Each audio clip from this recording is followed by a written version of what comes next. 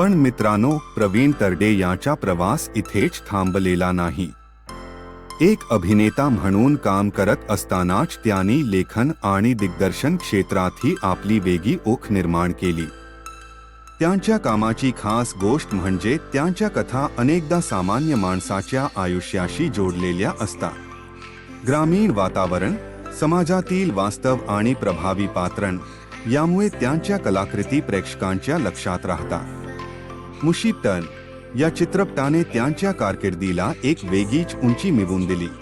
या चित्रपटाची कथा आणि मांडणी प्रेक्षकांना खूप भावली.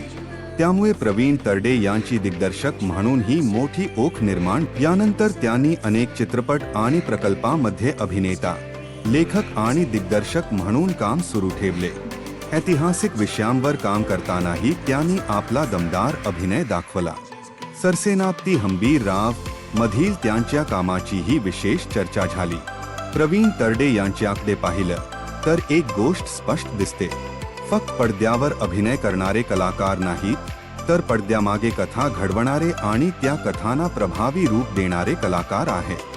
त्यांच्या आयुष्यातील प्रवासातून तरुण कलाकारांना एक महत्त्वाचा संदेश मिळतो आणि म्हणूनच त्यांचा जीवन प्रवास हा केवळ एका अभिनेत्याचा प्रवास नाही, तर स्वप्न पाहणाऱ्या आणि मेहनतीच्या जोरावर पुढे जाणाऱ्या प्रत्येक व्यक्तीसाठी प्रेरणादायी प्रवास आहे.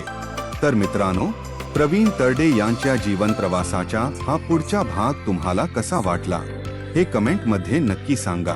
अशाच आणखी मराठी कलाकारांच्या जीवन प्रवासाच्या व्हिडिओसाठी आपल्या चॅनेलला सबस्क्राईब करा. धन्यवाद.